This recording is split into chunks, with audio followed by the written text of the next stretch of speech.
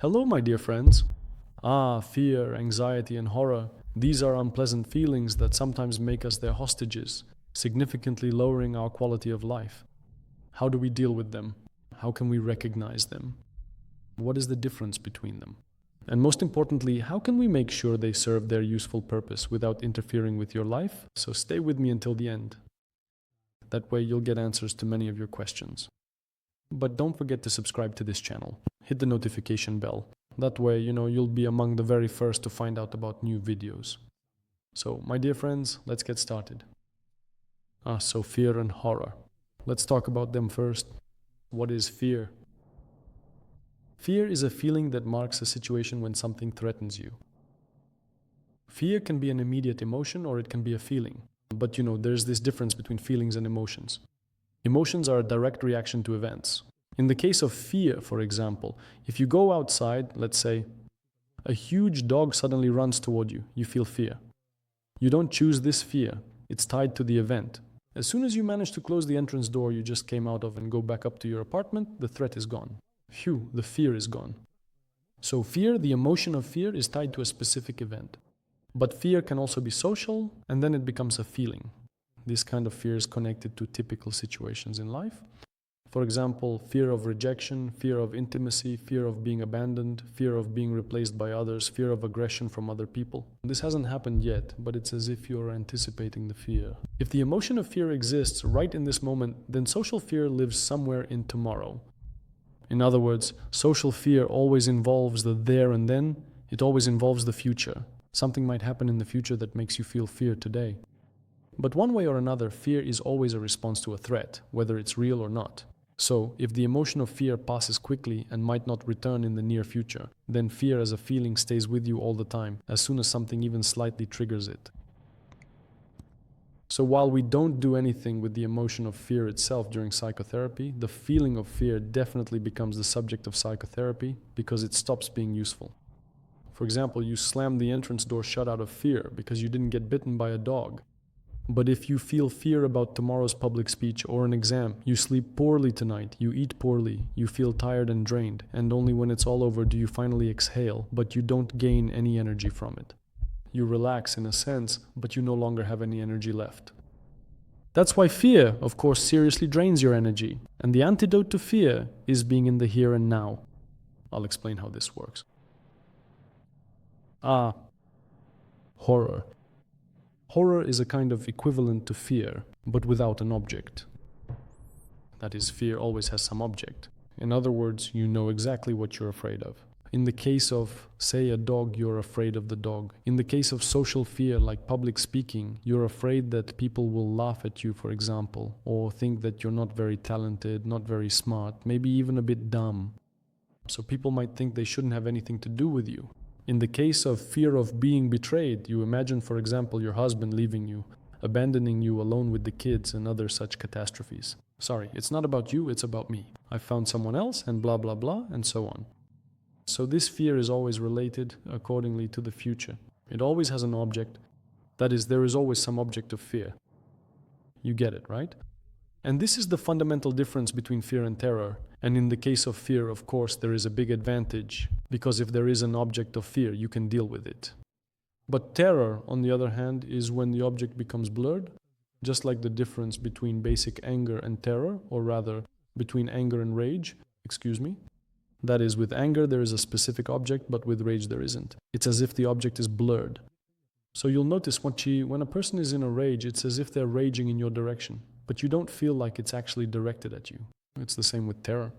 Only now, this total universal object is projected outward. The threat is everywhere. And so when you feel terror, if it's different from fear, then there's a threat all around you, but you can't even say exactly what it is. You understand, right? That's why terror is experienced as much, much heavier, just like rage, much, much heavier. Fear can be managed. For example, if you realize that you're afraid of being rejected by another person, you can actually manage that. For instance, you can talk to that person and tell them saying, I'm afraid that you'll reject me, let me check if that's true or not. So tell me, what do you think of me? For example. Or please tell me, when you're friends with me, do you actually enjoy being friends with me or not? Do you like me or not? So you can manage this in a conversation, you can control it, and as a result, the fear becomes less. But you can't control terror. That's precisely why your primary task is to effectively transform profound terror into manageable fear. However, in instances of clinical disorders, given that both intense rage and overwhelming terror frequently accompany severe psychiatric conditions, it is of course evident that you will not be able to intervene or do anything constructive in those specific circumstances. That is simply how the situation is. But if you're dealing with a kind of analog, a simplified or reduced version of terror in the form of anxiety, you can focus that anxiety down to fear. That's another feeling. Anxiety is when there is some kind of threat, but you don't fully realize what the threat is, who it's from, or what form it takes. That's how it is. And this doesn't leave you paralyzed, as in the case of terror, and you still retain your ability to be aware. In terror, that ability is already gone. That's why the situation of terror has to pass.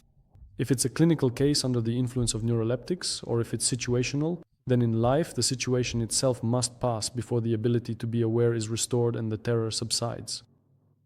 But with anxiety, when your ability to be aware is actually preserved, ask yourself right now, what exactly is happening at this moment? Where is the threat coming from whom, and what kind of threat is it? What could possibly happen? As soon as you can do this, because anxiety is such a hard feeling to bear precisely because of its vagueness. That's why people don't know how to deal with anxiety, and eventually they end up developing panic disorder with multiple panic attacks, or generalized anxiety disorder, experiencing anxiety 24/7.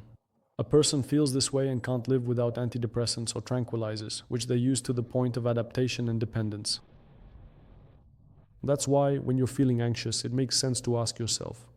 When you feel anxious, ask yourself where this anxiety is coming from, what kind of anxiety it is, where it originates, and what could possibly happen. And so anxiety starts to move in the direction of fear. And fear is something you can already manage. You understand, right?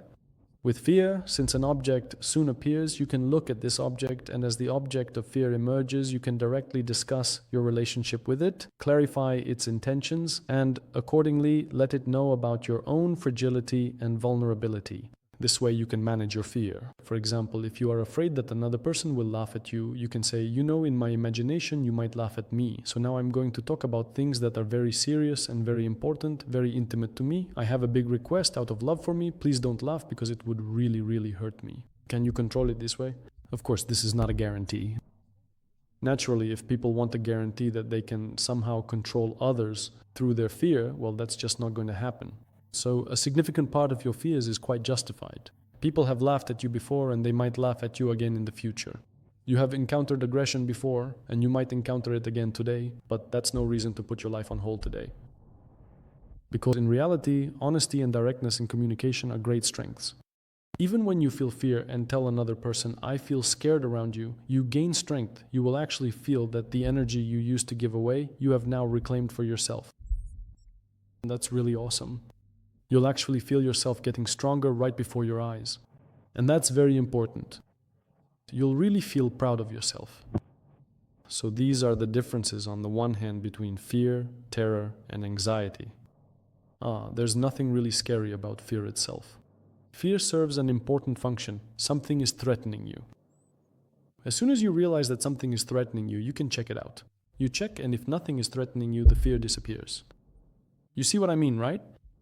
So the main thing is not to fight this fear, because you might say, yes, but the fear isn't justified. I mean, so what if they laugh? Why should I feel afraid? And you start fighting this fear, trying to suppress it. You practice autogenic training, meditation, and you think the fear will go away. Meditation is not a means to get rid of something. Meditation is a means of accepting everything that is. But some people say, yes, I have these fears. I need to meditate so they'll go away. You're turning meditation completely upside down. Meditation is total, wholehearted acceptance of everything. Yes, of course, when you do this with your breath and bodily reactions, it might not occur to you that this also applies to your feelings. And some people even think that anger, as Buddhists classify it as a disturbing emotion, should be driven away through meditation. If you try to drive away fear, it will stay right here, it will take root, it has no intention of leaving. But if you accept fear, it will go away. Do you see the paradox here? That's basically the story. So learn to listen to your fear, learn to listen to your anxiety, learn to differentiate between fear, terror, and anxiety, and see how all of this is woven into your life. One more comment about anxiety. I've already talked about it in many videos. This is the last thing I'll say today. Anxiety is also a reaction to holding on to some part of life. That is, if you drift away from the present moment into the future and at the same time try to control that future, you experience anxiety. In other words, anxiety is a reaction to betraying yourself. Either you drift away from presence or you block a certain amount of energy. Well, for example, at the root of anxiety there may not be fear, but rather suppressed fear, or perhaps, I don't know, suppressed gratitude actually, suppressed tenderness, suppressed anger. And that's how anxiety arises, you see? So be attentive to this place within yourself. When you feel anxiety, ask yourself all these questions and then you'll understand. Is this anxiety that's about to turn into fear? Or is it anxiety that's a sign that it's time to stop betraying yourself? Let out what is present now. Allow everything to be, and then the anxiety will disappear. And you'll find that you've come back home to yourself. Welcome home. See you soon, my dears, in new videos. Bye.